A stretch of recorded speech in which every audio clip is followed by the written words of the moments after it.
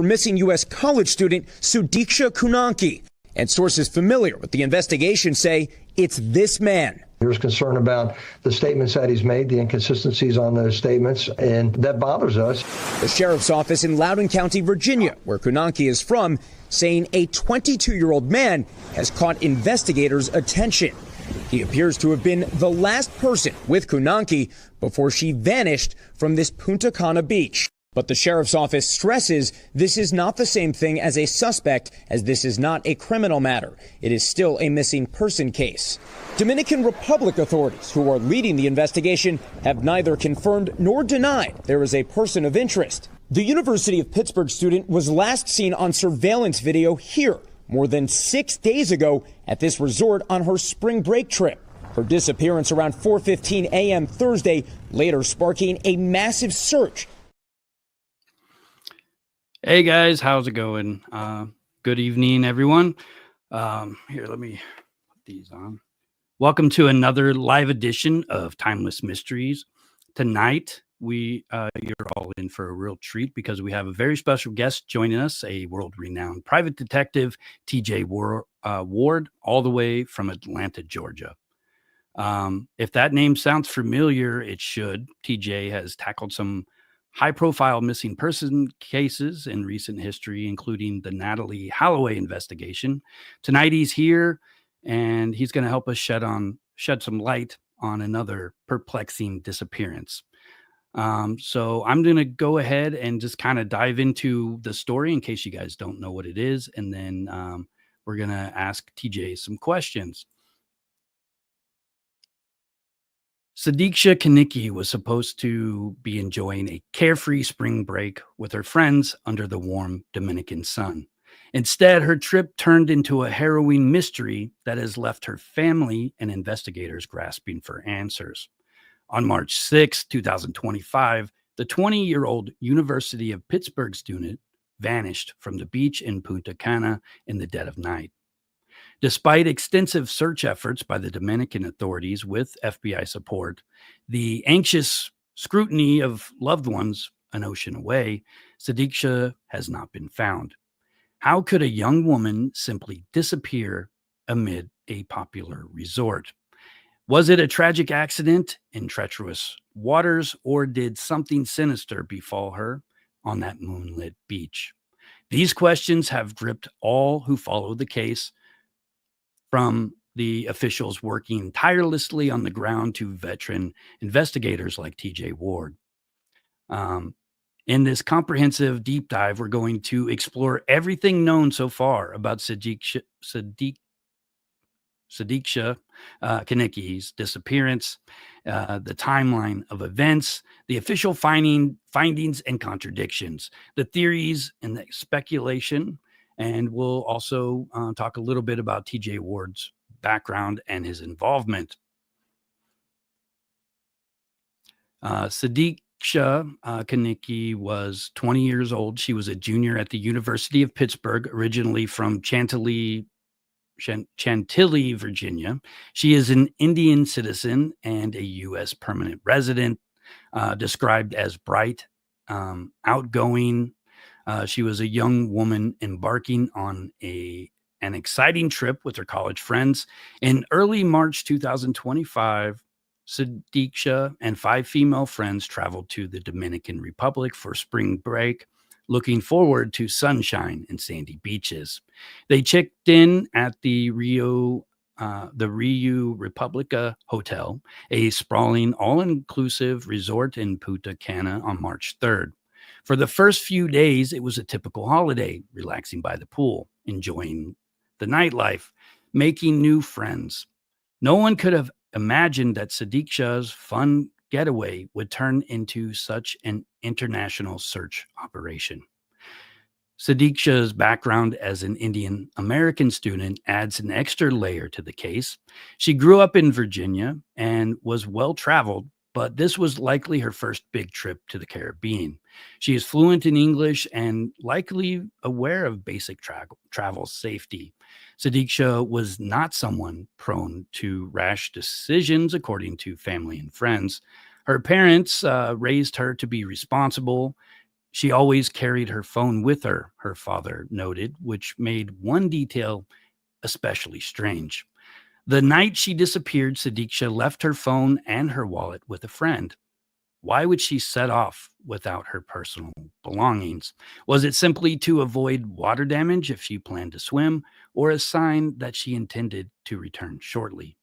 That small mystery would soon be overshadowed by a much larger one. On Wednesday, March 5th, 2025, Punta Cana was alive with spring break revelry. At the Rio Republica, Sudiksha and her friends spent the evening enjoying the resort's amenities sometime after midnight.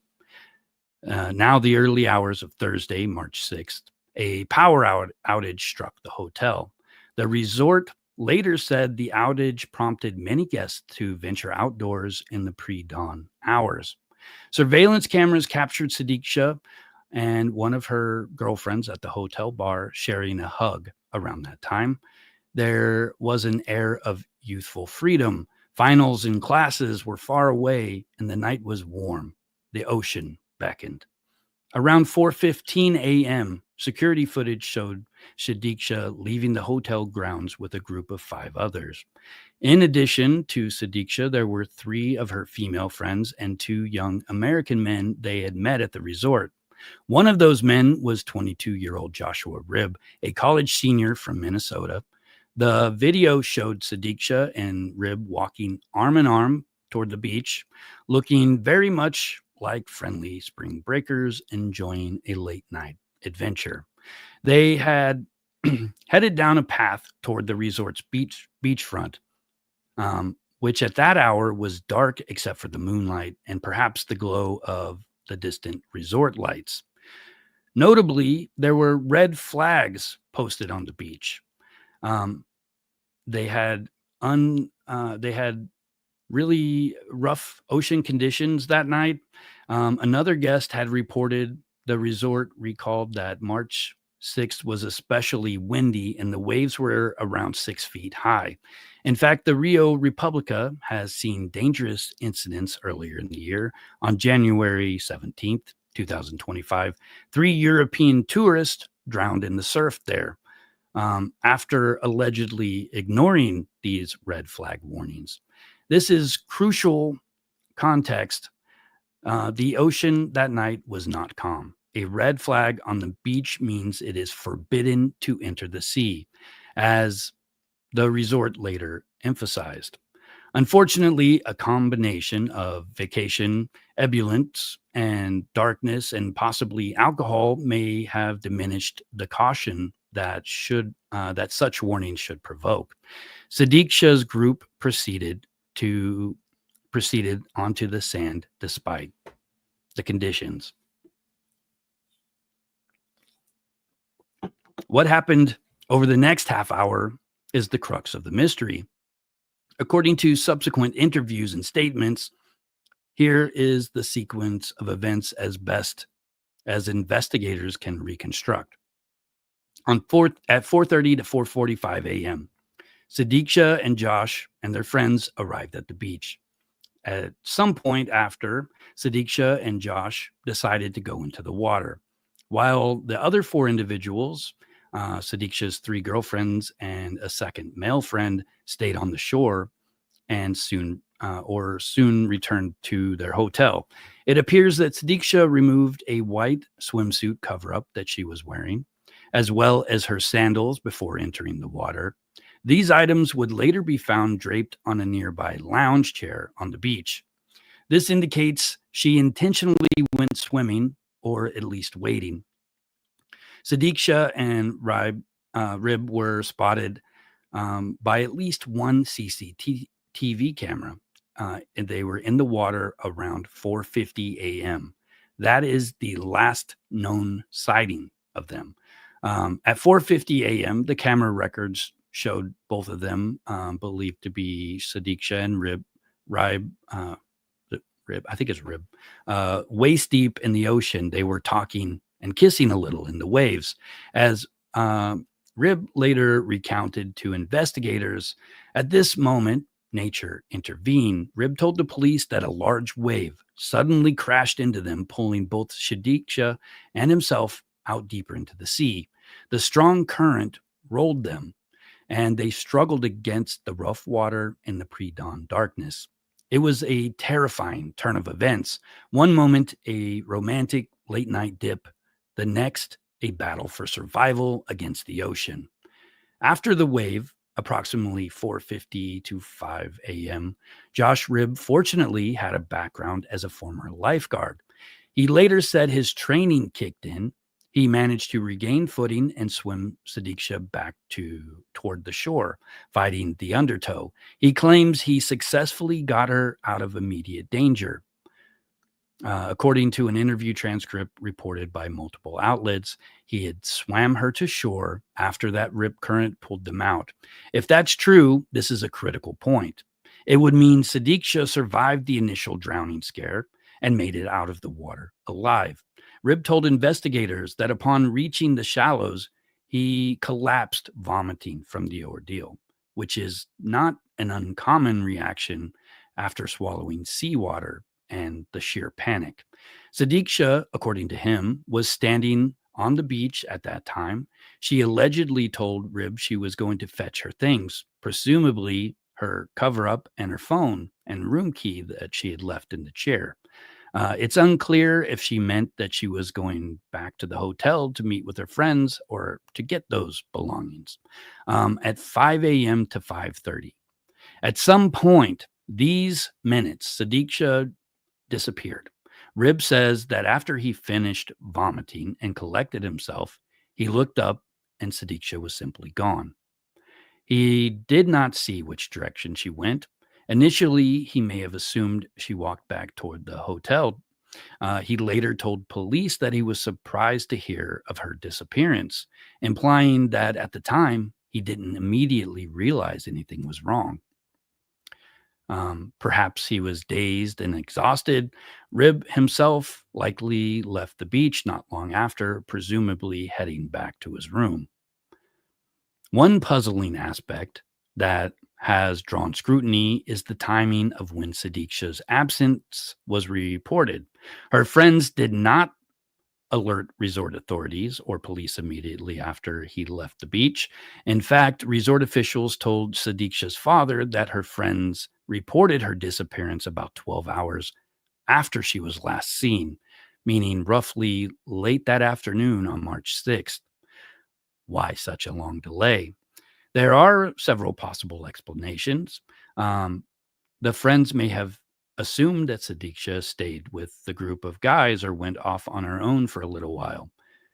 They could have been sleeping through the morning after a long night out, only realizing by midday that Sudiksha hadn't rejoined them.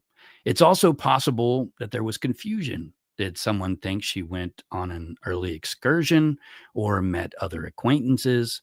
Regardless, the delay was costly. By the time searchers began looking, Sudiksha had been missing for half a day, and any footprints or clues on the beach might have been washed away by the tides or trampled by other tourists. Her family back in Virginia learned of the situation that day and caught a flight to the Dominican Republic as soon as possible. Only one can imagine their desperation during that journey, flying thousands of miles into the frightening unknown, hoping for a miracle, bracing for the worst. And now I'm going to go ahead and introduce our guests. Let's see. Hey, TJ. Hey, how are you? Pretty good. So everyone, I would like to introduce you to TJ Ward. He's a private investigator from Atlanta. He's worked on several high-profile cases, and he's got some interesting thoughts on this case. Well, thank you very much. Hey there. So, TJ, you have reached out to the family, right? Yes. Can you tell us a little bit about that? I reached out to the family just shortly after they learned that she was missing. She was in Virginia. with the sheriff in Virginia, Chantilly, Virginia. And I called her on the phone, told her who I was. Shortly after that, she said she was with the sheriff. I said, please call me when you get through. I emailed her and texted her information about my firm and about my background and what I've done and so on and so forth. And I never heard back from her. Wow. And we did see that in the local media, they did want her officially declared deceased, correct? Yeah, I find that totally off the wall. They apparently before they went, when they left to go to the island to begin searching with law enforcement, the FBI showed up and other American officials to try to search and find where she is. They used aircraft, they used drones, they were in the boats, they scuba divers, and no evidence whatsoever of her being in the water. My personal opinion, I don't think she's in the water. I don't know what transpired. The 12 hours that went by before anybody discovered that she was missing is unbeknown to me. I know from my resources and what I've done before, working on missing persons cases, things that have to be done. And I know there was Riibe, or Josh Riibe. He apparently met with the police several times and gave several statements, and some of the things that he had transpired and told them was different than the 5 times that he talked. Fortunately, that's a clue. I know he's not a suspect and he's still a person of interest. This is a missing persons case, but the media has been there. The media has contacted me. I've been on several TV shows and stating my interest about wanting to get to the Dominican Republic and help the family, and wanted to do it with the consent of the family. I don't want to go there. I know I can raise money through a GoFundMe, but I want the blessings of the family before I take off and go there. I just don't want to raise money and go looking for this woman. I think the professionalism and dealing with law enforcement and all, if I am contracted by the family to go look for it, it'll put me in a better position to do what I need to do. I have a lot of 21st century equipment, one being a program that was developed by a firm in Israel, and it's called Layered Voice Analysis. I am the only private investigator in the country licensed to use it. If I had an opportunity to get with law enforcement, I could examine all the recordings that they have with Riibe of what he told the police, and I would be able to tell them what's true and what's not true, or what he doesn't know about. And other than that, I mean, I have cadaver dogs. I have people that are trained. One of the first things that I would do when I go to the island would make contact with somebody locally there that's got a halfway bit of experience that I have, and I've already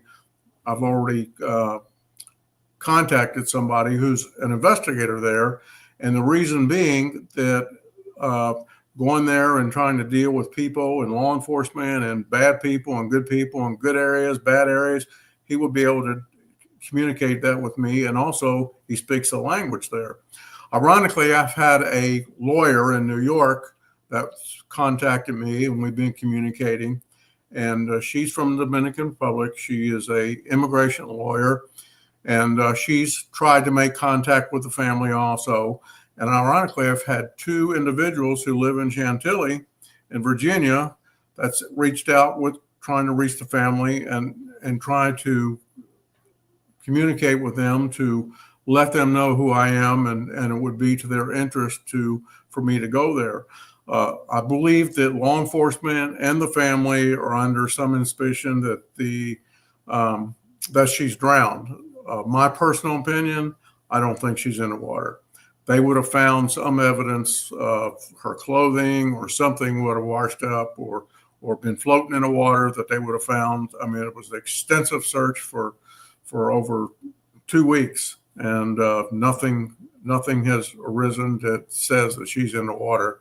So there's other areas. Even the father shortly after the extended search while they were there, said, well, we need to start looking elsewhere. And that's exactly what needs to be done.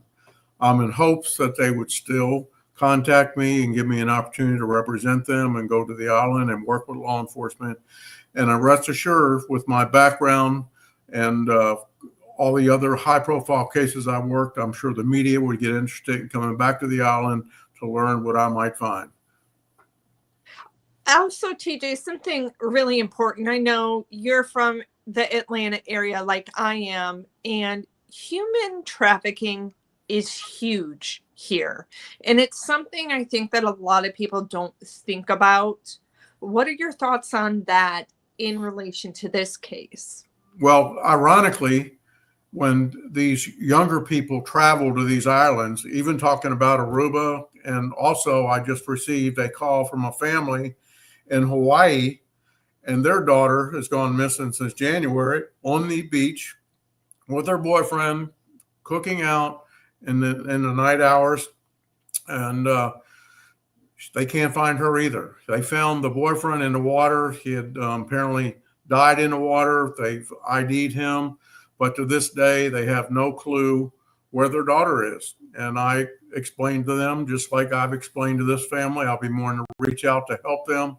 I mean, in one of the biggest human trafficking areas in the United States is Hawaii. And so they need to take that in consideration. And I've sent 2 correspondents to the family in Hawaii. I've talked to them on the phone 3 times. Ironically, the family with Sudiksha, I have not spoke with. I've sent them a lot of correspondence. There's a lot of people that want me to get involved and let me go down there, and they've got nothing to lose. I mean, I could raise the money through a GoFundMe for me to go there, and it wouldn't cost them a dime. But ironically, we would continue searching with law enforcement in hopes to find some evidence that she's not in the water. And so we can't rule out. I mean, I've seen some information come to me that she has been picked up in trafficking and so on and so forth. And the disappearance of Natalee Holloway, we never found Natalie's body, but we finally got a confession out of Joran Vandersloot after me working on that case for 18 years continuously. I never stopped. And ironically, last year, we got halfway confession out of Joran Vandersloot, and he's got also charged not only killing another girl in Peru, Stephanie Flores. When she found out about his involvement with Natalee Holloway, he got very angry and ended up killing her. So, but in 2010, he should have been arrested after he extorted Natalee's mother with he wanted $250,000 for them to tell where Natalee's body was, which was all a story, none made up. But ironically, he confessed with the FBI in Birmingham, Alabama last year, and got 20 years for extorting Natalee's mother. Yeah, it's nice to hear that her mother has finally had maybe a piece of closure. What are some of the challenges you may face? And I feel like you did in Aruba with countries that really don't want us in there poking around, kind of ruining things for tourism. Is that something you've seen? Well, you got to understand, tourism's on their mind because that's how they make their money, with other people coming to their country. But these young people that go to these islands and travel, knowing they're going to be away from mom, they can drink at an earlier age, and they can get out there and party and do what they want. They're not looking that the United States put this country on notice not being a safe place to travel. So they don't pay attention to that. They just look at the fact that they're going to go down there and have a good time. And ironically, now this has happened again. And when this one came out in the media, it just brought my mind, and feeling sorry for the family. This is another Natalee Holloway case, what happened in Aruba. And the media was in Aruba for almost 2 years. And so I know they had to hire somebody just to handle their core tourism. So, but what's going on there now? Who's looking for this young lady? Law enforcement. Is it a priority now? We don't know that. but the media is obviously not there.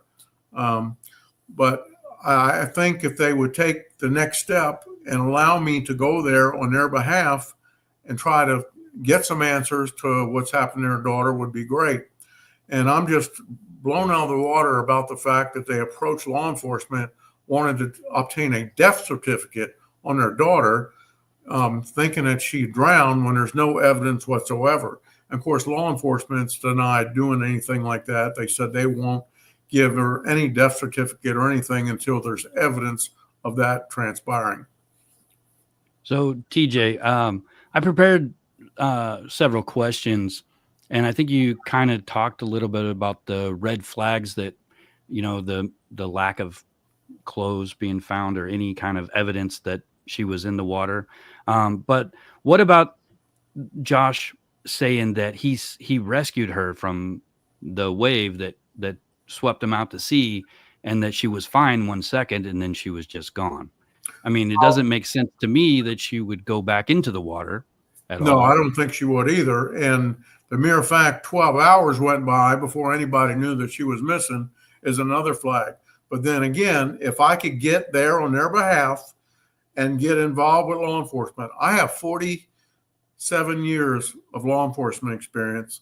And in conjunction with my 43 years of being in the private sector, I have the experience with dealing with people that are persons of interest and conducting investigations. I probably have been in law enforcement probably more than most of the officers in the Dominican Republic.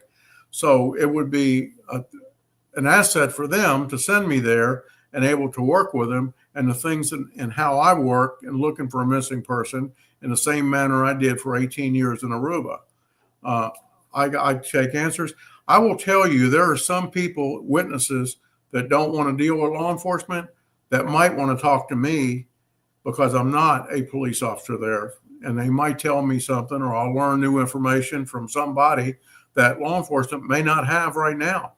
And again, I told you the first thing that when I get there, I would incorporate somebody to work with me that's local, that knows the area, knows how to speak the language, knows where the good areas are, the bad areas, and may know that there's problems with kidnappings and so on and so forth that we wouldn't rule out to look for. So what about the possibility that, say, it was the wave did sweep them out into the ocean, but he lied and said that he saved her, and he actually just never found her and went back to his room? I mean, is that also a possibility?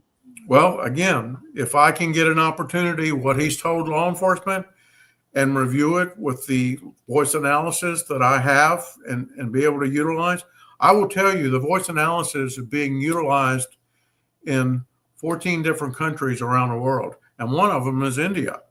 And so it's a very reputable piece of equipment that I have rights to.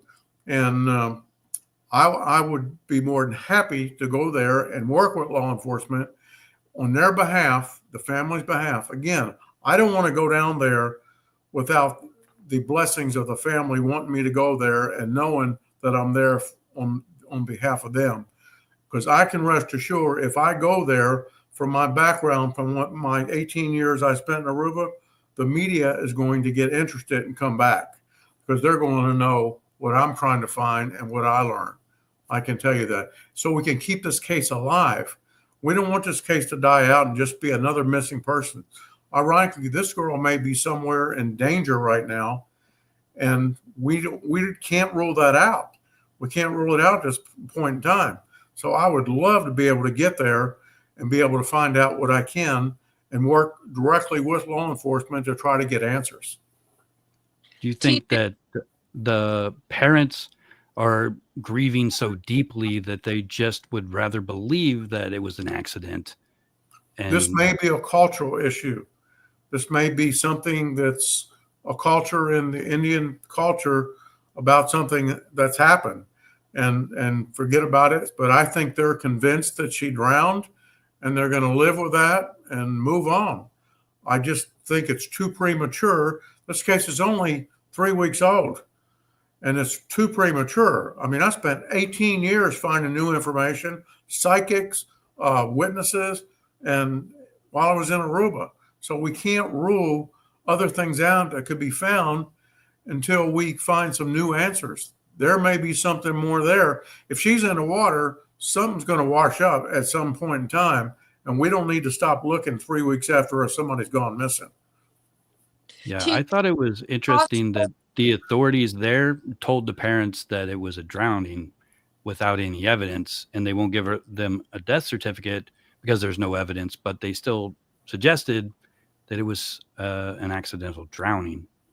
And I think that's why the parents, they took that as accurate information, I think.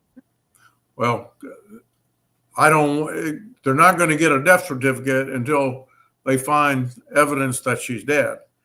And right now, this is the unknown, and we still need to search. Again, 3 weeks is not any time to stop looking and take consideration that she's drowned when we have no evidence that she's in the water whatsoever. There's other things that need to be looked at. And I'm not going to rule out the person of interest was telling the truth, and, even though they hugged and left when he got off the island, but there may be more to something he said or something it's not correct or what he said. But we got somebody that was with her, and something else that we have now, we got video all from the bar before they even went to the beach. So there. Oh, you know what? I actually have some footage. I'll post it up here. Yes. So that is Josh right there. Yeah. And let me see. Possible someone was watching the two of them and drugged them, and maybe Josh had nothing honestly to do with it. However, There's don't know. somebody else in that bar, right? Those gentlemen over there. There's somebody else that was seen in that bar following them when they were walking. I believe that was Josh that was vomiting over there. This guy. Yes. And she was vomiting too. Maybe somebody poisoned her drink. We think this happened to Natalee Holloway when she was in the bar. They put MDA or something in her drink. Yeah. So we can't rule out somebody in that bar knew or has knowledge of something that was going on. That's kind of scary to think about, that somebody was watching them, stalking them, and maybe Josh's story is true. He did save her. They were back on the shore, and then somebody hiding in the darkness just snagged her. Exactly. Can't rule any of that out yet. I mean, it hasn't been looked into the way it needs to be looked into. Yeah. I'm just telling you from my experience, and I've worked numerous missing persons cases, and this is way premature of shutting this thing down and saying she's drowned. We don't know that. And the authorities in Dominican Republic are not going to give them any death certificate. Something we may need to look. I need to probably look what's going on with the family. I mean, why is this happening? There's something not correct. And I understand Joshua, when he went back to his home state, he's got a girlfriend. Yeah. He's got a girlfriend there. That's real interesting for him right now. And I'm sure there's a lot of questions there. And I know he wanted to get off the island, and the American government made that convenient for him to do, and go into another country and get a passport issued. But there's way more to the story than's out there right now in 3 weeks. Yeah. I think, what's scary, TJ, here is a lot of trafficking rings use women to lure other women in. We've seen a case happen here in Stone Mountain where a woman claimed that a child was hers when it wasn't. And I think that's what's scary about these rings. I think are a little bigger than our perception. We think it's all in the movies when really it's right in front of us sometimes. It sure is. That's why I'm telling you, if I went there, I would get somebody locally that I trust. I would pay them, to be able to translate the language for me. That was a problem I had when I was in Aruba. They speak different language also. I was something funny. We were in line to go to the Burger King in Aruba, and she said, "You hear those people behind me talking?" And I said, "Yeah." He said, "They're talking about you." Oh, wow. I said, so that's why it's real important. You got to get all the keys to go work a case like this. You got to be prepared to look, and you just can't have a closed mind. And just because there was water there, thinking she was in the water, okay. And this is what the parents are writing off right now. The authorities told her that she drowned. Well, we don't know that. They don't know that, and I don't know why they're telling them that. And they don't have any evidence she's in the water. There was a lot of searching that was done. This is a very pretty young lady. And so this is, there's a lot of things still in the Natalee Holloway case that are being looked at also. And because there's things in Vandersloot's story, even what he told the FBI, that there's more to it. And we know that. There's more to what transpired. And so I just think this is just premature with law enforcement to write the family off that this is a drowning and send the family home. And I think, it's totally unfair. And everything needs to be looked at. I mean, there's people gone missing everywhere. And the problem is the United States has put in this country on notice that there's issues with rapes, robberies, thefts, kidnappings, and everything else. It's already known there. So ruling the fact that she's drowned is way premature. I'm looking at our what kind of advice would you give travelers when they go to countries like this? Because it sounds like even if their group of friends were together, this could still happen. You cannot travel there by yourself. And obviously, at some point, whatever's happened, she was by herself. When Riibe passed out, got sick, or whatever, she was by herself. Okay, her friends weren't with her. And you cannot. The same thing had happened to Natalee Holloway. She got in a car with 3 other people that she didn't really know. And where were her friends? Still in the bar. Her friends assumed that she went back to the hotel until the next day she didn't make the flight. Then it started backtracking. And we know that Vandersloot lied several times because he said he dropped her off at the hotel and there was no footage whatsoever in any video that he dropped her off. So we knew that was a lie. And so this is just way premature. And I wish this family would take another look at what's going on. And again, I'm willing to take my experience and my expertise and go down there on their behalf. I'm not asking them for any money. We can raise the money to send me there and let me go work with law enforcement and see what we can find. I have tools that they don't have, okay? And I'll bring them down there and help them trying to solve this case. And I just wish the family would come out of whatever they're thinking now and do this. I mean, this is not good for this is not good for the Dominican Republic that somebody's missing and hadn't been found for future travelers.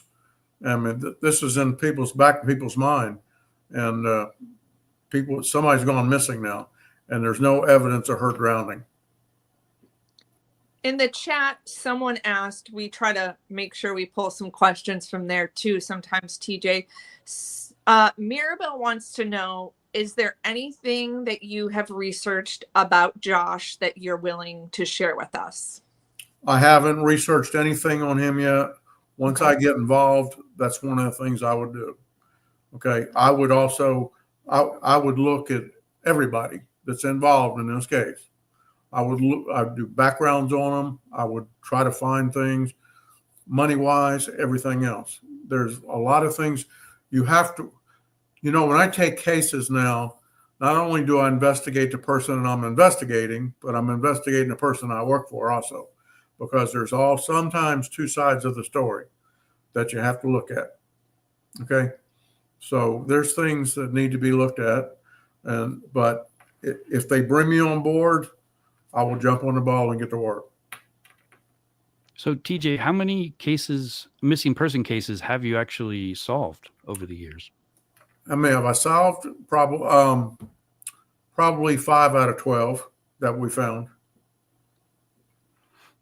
I mean, what is the I hardest? got another case right now that I shared with Jennifer. I have a case in Anguilla right now. Anguilla is another country. It's right near St. Martin. But I had a family from Colorado that went there for their 40th wedding anniversary. And prior to them leaving, they were snorkeling in the water. And the husband went back over to get with his wife, and she was dead. Well, they incorporated me, knowing that I worked the case in Aruba, and I also worked another case in Anguilla. But I started looking when I got into it. The first thing I did was contact law enforcement and also the funeral home that took her body and asked them not to they did an autopsy on her. I said, do not embalm the body. I sent an aircraft down there to pick her up because we were going to do an autopsy here, bringing her back to Colorado. Unfortunately, we got the aircraft to go down there $59,000 later and brought her back to Colorado. And I was there when the plane got in, and the body had already been embalmed. So we could have put her on a commercial aircraft for a lot cheaper. But the mere fact that this was a year ago last month, the government there who did the autopsy has not even sent the results of what the autopsy and why the lady died. We still don't know to this day why she's dead. And the family does not know what happened. The husband does not know what happened to his wife. I mean, it's unbeknown. And I just reopened an investigation up on that case to try to dig in and try to find out why we can't get the results of that autopsy. Our chat's asking the same question over and over about why would the parents give up so easily? And I know you mentioned a cultural thing. Do you think maybe they don't want to expose the fact that she was partying and having fun on spring break, maybe? I don't think that's the case. I think there's something more to this that may be how they were brought up. Fundamentally, what the culture is in India. I mean, I don't know. I mean, we have this lady that I told you is a lawyer who's an immigration lawyer out of New York who's very familiar with Dominican Republic. And she has reached out to them we're trying to understand why they won't incorporate us to get involved in this case. I mean, this just really, I mean, I've never seen a case like this before. And everybody that I've ever worked a missing persons case or more wanting to find out what's going on, but I'm just really overwhelmed about what's transpired here, that they would just throw her daughter under a bus. I mean, this is really not good. I mean, this was a very pretty 20-year-old and that had a future and so on and so forth. We need to find out what's wrong with, we need to find where she is. And if she's been taken by somebody, we need to find them. And there's ways of finding out. The United States government is very good about finding if she was kidnapped or something, they would get involved. If there was evidence there, I would go to the United States government. I'd go to the President of the United States to get help to try to find this woman who's a citizen of the United States, to get her back and find out where she is. I mean, this is just unbeknown to me why the parents don't want to move forward to find their daughter. Yeah, I think it's a hard. I mean, I did when I was, just to go on just a little bit further, I had an incident happen with me when I was conducting a TV show, The Disappearance of Natalee Holloway, with Natalie's father in 2017. And unbeknown, I was about to go back to Aruba on June the 7th. And I got woken up at 3 a.m. and my youngest son overdosed on heroin and died. I had to stop the show, what I was doing, to be able to take care and bury my son. So I can relate to a feeling of losing a loved one, which we're not supposed to do. But that's happened to me. So I can relate to a family that I would think would be a little disturbed and a little upset about losing their loved one. I mean, that's just. I think may have. Oh, we lost you there for a second, TJ. I just don't understand what they're thinking. I really don't. Yeah. So, something that I'm kind of curious about in your job, you're dealing with grieving people a lot. So you've probably seen every type of person, the frantic people are desperately looking, and then, you've probably come across other people similar in this situation that kind of don't want to investigate it. They kind of want to just let it be over. I've never seen, honestly, and I got 43 years in the private sector and 47 years. I was a uniform officer. I was in internal affairs, and I was a drug agent for 7 years. I'm an airplane and helicopter pilot. I have never seen anybody just walk away from their children. I mean, that is very interesting that you said that, because I was curious if maybe this was normal. No, partially normal. This is not normal. I'm telling you that right now. This is not normal. And I haven't seen, there's got to be some reason that we don't know about why this is going on. And I would love to know. But I am reaching out to the family again, telling them I want to go find what happened to their daughter. And if I need help, if she's somewhere else and somebody's taken her, I'll get the help to go find where she is. Yeah, I kind of agree. I don't think it sounds like a drowning, because I think you would find something. There would be something that would have washed up on shore. Exactly. And she just exactly. vanished. I mean, there was a lot of searching. There was people and guests in the water every day when this was going on. And, if something was there or out there, they would have seen something. Something would have come up. And I'm telling you right now, there are people probably even the Dominican Republic are there that does not want to talk to law enforcement about something they may know. If I go there, they'll probably want to talk to me. And they will tell me something that law enforcement may not know. If something's not right or something is there, somebody's going to know something. Somebody's going to know something. Somebody's seen something. But, 12 hours went by before anybody knew that she was missing. And Joshua claims that he was out of it and he passed out and so on and so forth. And of course, her friends were unbeknown to where she was after 12 hours. But again, I wish the family would give me the authority to go on their behalf to the Dominican Republic and try to find their daughter. It'd be interesting, actually, if Josh and his family reached out to you to do the voice analysis and kind of clear themselves. Have you ever had anyone do anything like that, reach out to you? The other part, yeah, well, people that are innocent and that want to push to know that I have this system, this voice analysis. I mean, it's a 21st century truth technology with AI in it. So I can see, if I was able to get to the recordings, what she gave to the police and to the FBI, and I could analyze those, I will see if something's not right. I will see it. And talk to Josh yourself, right? I mean, and have a conversation with him and question him yourself if he would do that. I don't know. I think him going back to where he lives, I don't think he wants any part of this. I mean, this is not good for him at all. Even though, I'm not accusing him of anything doing wrong, but he spent a lot of time there. He couldn't move around.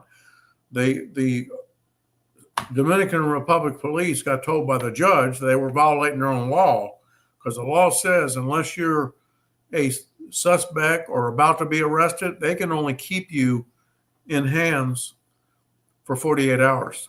And they had him locked down for what, almost 2 weeks before he got out of there. So they were violating their own law. And the judge told him that when he got a lawyer. And so they had to let him go and leave the island. But apparently his passport got lost or something by the Dominican Republic. They couldn't find it. So he had to make other arrangements with the United States government to go somewhere so he could get a passport to get back into the United States. I thought the Dominican Republic kept his passport. And that's why he needed to get I thought they couldn't find it. I thought they couldn't find his passport or who had it. No, they would if they had his passport, they couldn't keep his passport from him. They couldn't keep him. No, they couldn't keep his passport. Now he's already a judge told me he was free to go, and so that's why apparently he took off and went to another country. I mean, if they had intentions to keep him there for other reasons, he wouldn't have been able to leave that country. But yeah, just what I've seen in the news about him, he doesn't seem like the typical person that would be guilty of something. You know, he actually seems like he was working with law enforcement, trying to give them any information he could. Whereas in other cases, like the Natalee Holloway case, you know, that guy was a lot different. Like there. Oh yeah, he lied a lot, got arrested a lot. Look at his father that was involved. His father was a judge. How many times he got arrested? But anyway, a lot in that one. A very powerful family. Right. So I mean, I think my instinct he's probably telling the truth.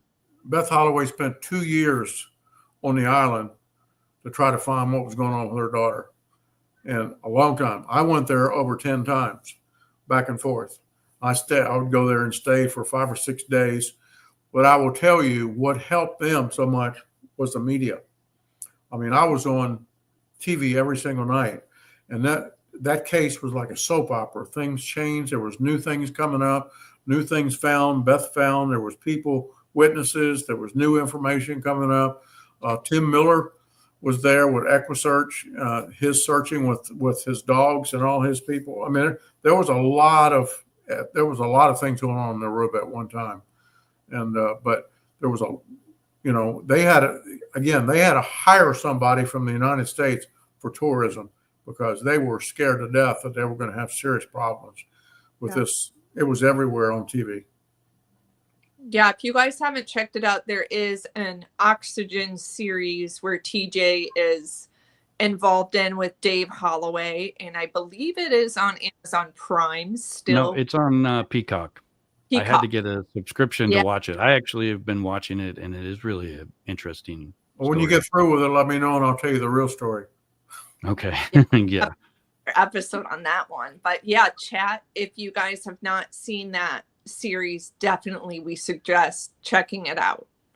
Yep. There was things that were not right about that. It got changed around. But yeah, when you get through watching it, I'll tell you the real story. Let's see if I can find a link for you guys. Yeah, we can post it in the chat. The Disappearance of Natalee Holloway was on Oxygen Network. Yeah. Oh yeah. I'll write that in there. The Disappearance of Natalee Holloway.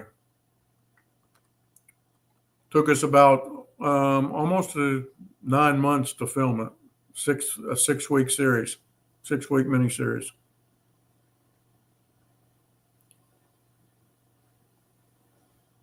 I'm just checking our chat to see if there's any other random questions.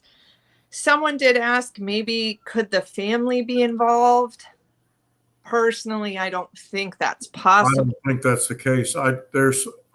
I seem to feel, I think there's some kind of cultural issue about what's going on. Why? I think they're convinced with law enforcement telling them that this is their daughter drowned, and maybe that's Maybe that's what they're running with. But I, if that was my daughter, I would do everything in the world to try to find what happened or find out where she is. Until there's evidence somewhere, this case is still open. What I keep worrying about whenever I think of this case is that family, one day they're going to, be, over their initial shock and grief, and they're going to start wondering, well, what if we didn't keep looking? They should, I think that they would want to know 100% one way or the other what happened, rather than just kind of wait and, and then when it's too late, they can't do anything. It was 3 weeks after Natalee went missing when I started seeing Vandersloot, Deepak, and Satish on TV, is when I started using the voice analysis, and I could see that they were not telling the truth. And I picked the phone up and called Beth Holloway while she was in Aruba and told her who I was. And the company that created the voice analysis in Israel sent me a ticket and sent me to Aruba. And when I got there, I met with law enforcement and the FBI. And the local law enforcement told me that the polygraph wasn't even allowed in Aruba. So what they didn't know is that I don't have to have this person in front of me to analyze them. I can do it by the phone, by recording, or live in any language, and I can tell you what's going on. And it's 95% accurate. The polygraph is only 55% accurate, but I can see a lot of things that's going on with you when I'm having a conversation with you. And my next question is your last answer. And a polygraph is, when a polygraph exam's done, they create 7 to 10 questions and ask you. The voice analysis is, tell me about what you did last Friday. And the more you talk, the better it is. In a 15-minute test, I'll be able to tell you what's going on. Yeah, we're going to be building out social media here soon for TJ, and we'll definitely be doing some episodes about this technology, which I'm really excited to show. Ironically, I put it on Channel 5 locally here at one time, and there's footage of it when I did it, and it was real interesting. I mean, the producer that I did the voice analysis on was totally scared to death, and I said, I won't do anything I won't ask you anything that's going to embarrass you. But but I love the technology. I got trained using it, and I went to 2 weeks worth of training, and I've been using it since 2004. And when I was in law enforcement, we changed the profile with law enforcement that if something came up with an officer, they had to take the voice analysis for my questioning. I was an internal affairs commander for 11 years before I retired in 2019. I sent 2 police officers to prison here in Atlanta for tipping drug dealers off. Yeah. That I saw. For that. So the voice analysis is for real and 95% accurate, and be able to use it, I think would be a great tool for this here to find out and talk to people that may know something, and find out and analyze who's also talked to police already and be able to tell you if they're telling the truth.